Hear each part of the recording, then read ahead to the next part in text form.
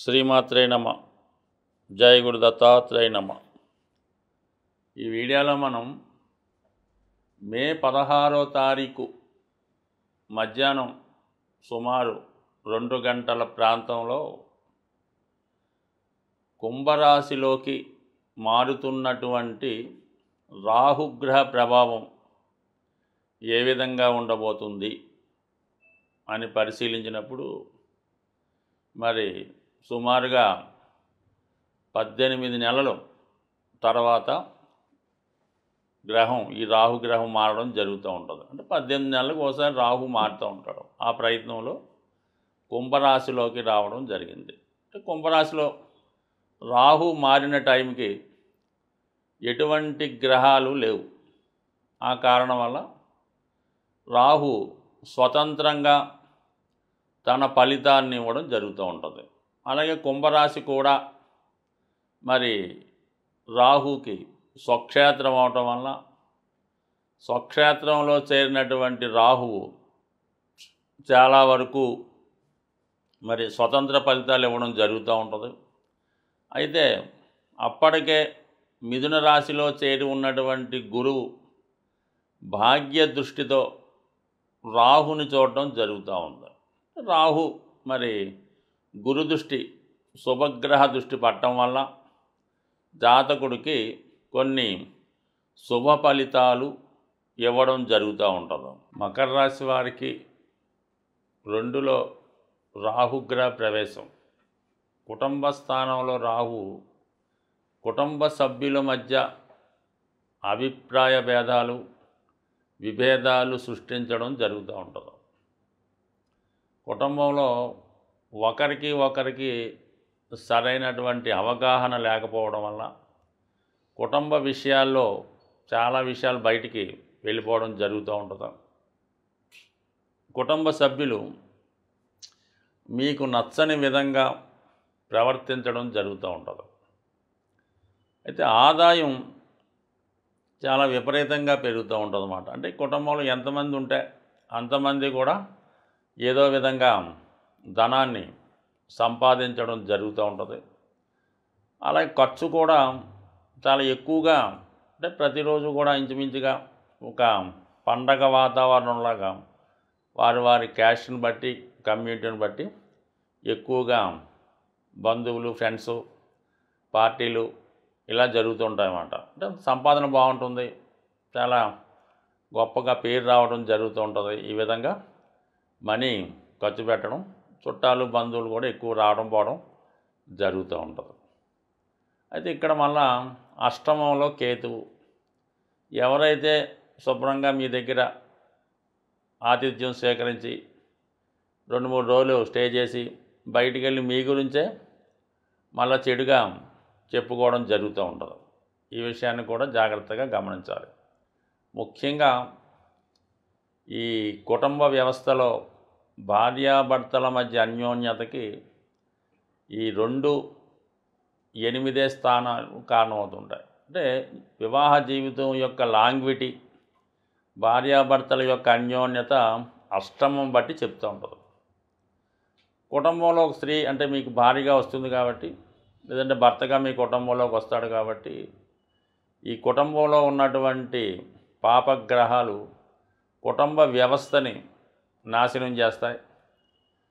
ఒకరికొకరు గౌరవించుకోకుండా దూషించుకోవడం జరుగుతూ ఉంటుంది. అష్టమం కూడా చిన్న సమస్యకి ఏదో భార్య పుట్టింటికి వెళ్ళిపోవడమో, లేదంటే భర్త దూరంగా వెళ్ళిపోవడమో ఇలాంటివి జరిగే అవకాశం ఉన్నది.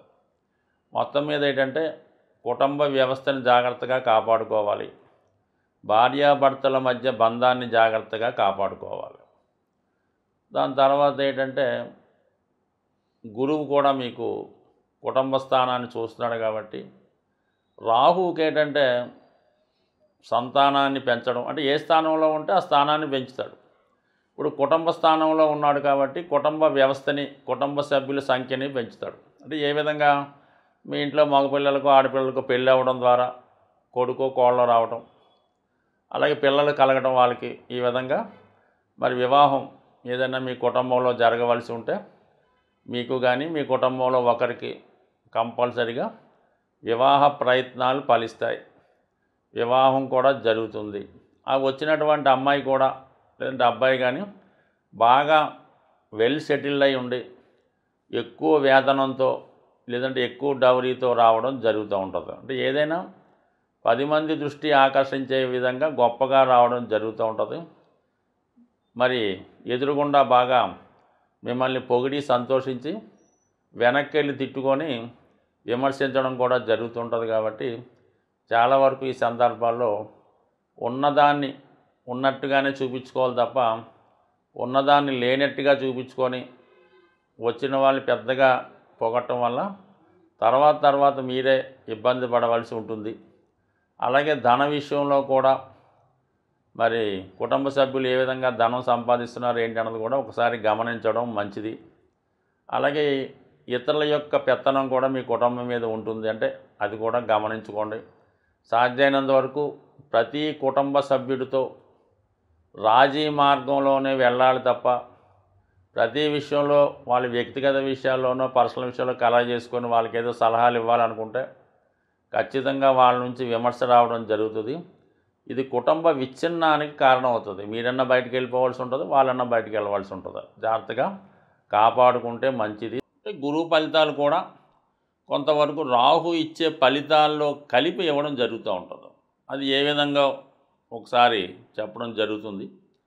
మరి ప్రస్తుతం రాహు యొక్క కారకత్వాలు, రాహు ఏంటంటే మరి తల యొక్క భాగం, సరే కేతువు మొండం కాబట్టి రాహు ఆకాశం నుంచి అంటే పైనుంచి కింద ఉన్నటువంటి ప్రపంచాన్ని చూడడం జరుగుతుంటుంది. అంటే మానవాళ్ళని, ఇక్కడ ఉన్నటువంటి పరిస్థితులు, ఇక్కడ ఉన్నటువంటి లగ్జరీసు, భోగాలు, వైభోగాలు అన్నీ చూస్తూ ఉంటాడు. అన్నీ తనకు కావాలని కోరుకున్నటువంటి గ్రహం రాహుగ్రహం. అత్యంత ఆశ కలిగినటువంటి గ్రహం, అలాగే అత్యంత శుభగ్రహం కూడా చెప్పొచ్చు కొన్ని సందర్భాల్లో. మరి సంతానాన్ని ఇచ్చే అధికారం రాహుకు ఉంటుంది, అలాగే వివాహం చేసే అధికారం ఉంటుంది, సంపదనిచ్చే అధికారం ఉంటుంది. బట్ కానీ ఏదైనా తను ఇచ్చే దాంట్లో కొద్దిగా అవినీతి, అక్రమం ఉంటుందన్నమాట. ఏది కూడా చట్టానికి లోబడి ఇవ్వడం జరగదు. అంటే అర్హత లేనివాడికి విశేషంగా ధనం ఇస్తూ ఉంటాడు. అలాగే ధనం సంపాదించే విషయంలో ఎటువంటి న్యాయ విచక్షణ లేకుండా ధనం సంపాదించడం జరుగుతూ ఉంటుంది. ఈ మధ్యకాలంలో సాధారణ వ్యక్తులు కూడా కోట్లాది రూపాయలు సంపాదించడం, చిన్న ఉద్యోగులు కూడా కోట్లాది రూపాయలు వెనకేసుకోవడానికి కూడా రాహుగ్రహమే కారణమవుతూ ఉంటుంది. అయితే రాహు జాతకంలో ఏ గ్రహంతో కలిస్తే ఏ భావంలో ఉంటే ఆ భావ ఫలితాలు ఇవ్వడం జరుగుతూ ఉంటుంది. రాహు శుక్రగ్రహంతో కలిసినప్పుడు జాతకుడు విశేషమైనటువంటి శృంగార జీవితాన్ని, భోగాల్ని, వైభోగాల్ని, అలాగే ఖరీదైన జీవితాన్ని అనుభవిస్తూ ఉంటాడు. అలాగే ఖరీదైనటువంటి అలవాట్లు కూడా ఉంటాయి. అదే బుధగ్రహం ఉన్నప్పుడు విశేషంగా వ్యాపారంలో కోట్లు ఆర్జిస్తూ ఉంటారు. అంటే అక్రమం ద్వారా ఫేక్ నోట్లు అవ్వచ్చు, లేదంటే ఫేక్ డాక్యుమెంట్స్ అవ్వచ్చు, లేనిది ఉన్నట్టు సృష్టించవచ్చు, అకౌంట్లు తారుమారు చేయొచ్చు. ఈ విధంగా కృత్రిమమైనటువంటి సంపద సృష్టించడం జరుగుతూ ఉంటుంది. సోకాల్డ్గా అందరికీ తెలుసు, గురువుతో కలిసినప్పుడు ఏర్పడే గురుచండాల యోగం ఇది ఎక్కువగా విద్యార్థుల మీద ప్రభావం చూపుతూ ఉంటుంది. సులువుగా కొన్ని క్వశ్చన్లు రాసి పాస్ అయిపోవడం, అలాగే బ్యాక్ డోర్ ద్వారా ఈ పరీక్షా కేంద్రాల్లో వాళ్ళకి వీళ్ళకి మేనేజ్ చేసి పాస్ అయిపోవడం, ఇలా కూడా జరుగుతూ ఉంటుంది. గురువుల్ని ఇబ్బంది పెట్టడం కూడా, అంటే అనేక గంటలు చెప్పచ్చు ఈ విషయం గురించి, బట్ సింపుల్గా చెప్పాలంటే ఇది. అయితే రాహువు శని కలిసినప్పుడు మాత్రం చాలా గొప్ప పెద్ద సంస్థల్లో పారిశ్రామిక రంగంలో ఉపాధి కల్పిస్తూ ఉంటాడు. ఇప్పుడున్నటువంటి సాఫ్ట్వేర్ రంగం అయితేనే, సినిమా రంగంలో అభివృద్ధికి ఈ శని రాహులే కారణం అవుతూ ఉంటాడు. ఎవరి జాతకంలో అయినా శని రాహులు కలిసి ఉంటే వాడి జీవితంలో చిన్న స్థాయి నుంచి అత్యున్నత స్థాయికి వెళ్ళే అవకాశాలు రావడం జరుగుతూ ఉంటుంది. అది కష్టపడి సంపాదించడం జరుగుతూ ఉంటుంది. ఇది గొప్ప యోగం మాట. చాలా వరకు ఇది జాతకంలో ఉండాలని కోరుకోవాలి. అలాగే ఏంటంటే శుక్ర రాహులు ఉండడం కూడా ఎలాగైతేనే జీవితంలో చక్కగా అనుభవిస్తారు.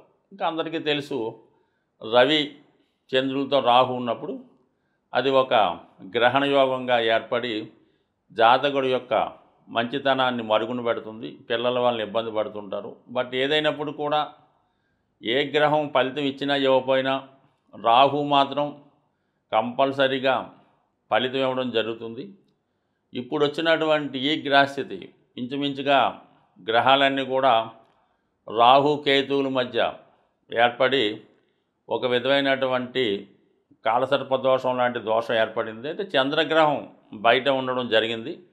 మళ్ళీ కొన్ని రోజుల్లో చంద్రుడు కూడా ఈ గ్రూపులో చేరడం జరుగుతుంటుంది. కాబట్టి మరి ఈ సమయంలో జన్మించిన వారి మీద కూడా ఈ గ్రహ ప్రభావం, ఈ రాహుకేతు ప్రభావం ఎక్కువగా ఉంటుంది. కాబట్టి సో ఏదైనా ఈ రాహుకేతువులు ఎంత శుభాన్ని ఇస్తాయో అంత ఇబ్బందిని కూడా పెడుతుంటాయి. అది జాతకుడు తనను తాను ఉపయోగించుకొని గ్రహాల్ని ఏ విధంగా సంతృప్తిపరచాలో, ఏ విధంగా నడిస్తే శుభ ఫలితాలు ఇస్తాయో తెలుసుకొని గ్రహాలకు అనుగుణంగా జాతకుడు నడిచినప్పుడు మరి గొప్ప ఉన్నత స్థాయికి జాతకులు వెళ్ళడం జరుగుతూ ఉంటుంది. గ్రహాల యొక్క స్థితి మనకి అనుకూలంగా లేనప్పుడు ఆ గ్రహాలకి పరిహారం చేసుకోవడం వల్ల ఆ గ్రహాల మంచి ఫలితాలు మాత్రం మనం పొంది చెడు ఫలితాలని దూరం చేసే విధంగా జరుగుతూ ఉంటాయి.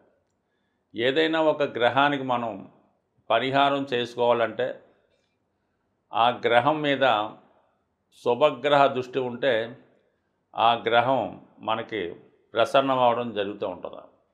అదృష్టవశాత్తు రాహుగ్రహం మీద గురువు యొక్క దృష్టి ఉండడం వల్ల కంపల్సరిగా మీరు రాహుగ్రహానికి చేసే పరిహారాలు మీకు మంచి ఫలితాన్ని ఇవ్వడం జరుగుతూ ఉంటాయి.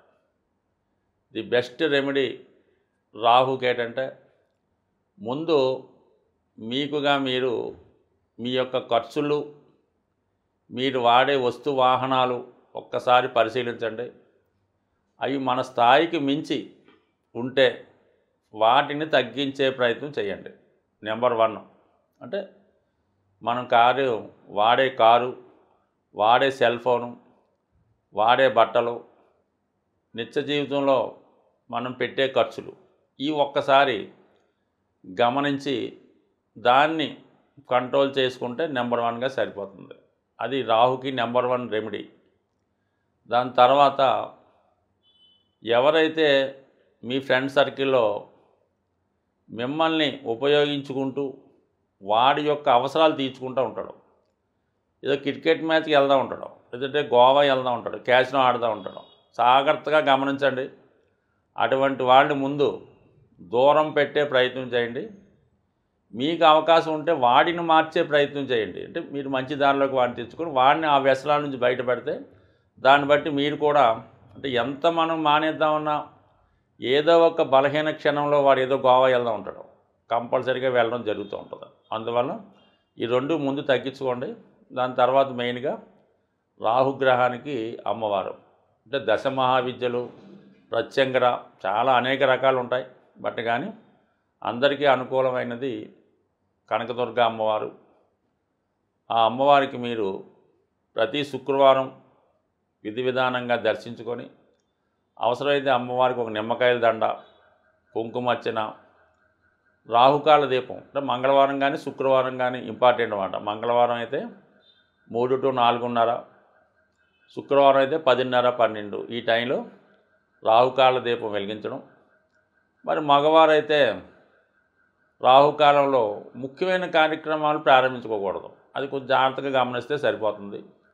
అలాగే ఎక్కువగా ఏదైనా మరి ఈ వాయుతత్వ రాశిలో రాహు ప్రవేశించాడు కాబట్టి విధి విధానంగా మీరు అమ్మవారికి హోమం చేయడం ద్వారా కానీ హోమంలో పాల్గొనడం వల్ల కానీ కంపల్సరీగా రాహు ప్రసన్నం అవడం జరుగుతుంది. అంటే గురు దృష్టి కూడా ఉంది కాబట్టి గురువు యొక్క స్ట్రెంత్ను కూడా పెంచుకోవచ్చు.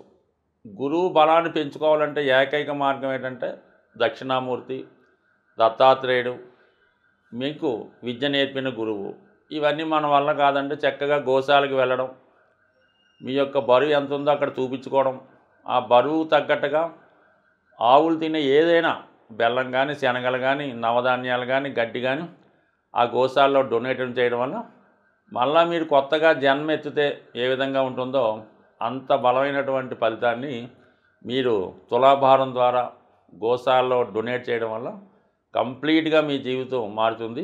అది రాహుకే కాదు, మీరు ఎటువంటి దీర్ఘకాలిక అనారోగ్య సమస్యలతో బాధపడుతున్నా, లేదా ప్రాబ్లమ్స్ ఉన్నా, విభేదాలు ఉన్నా, వివాహం జరగకపోయినా మరి ఆ గ్రహం ఏదో చూసి ఆ గ్రహానికి సంబంధించిన వస్తువు తులాభారంగా గోశాలలో ఇవ్వడం వల్ల అతి శీఘ్రంగా మీకు ఫలితం వచ్చే అవకాశం ఉంది. స్వస్తి.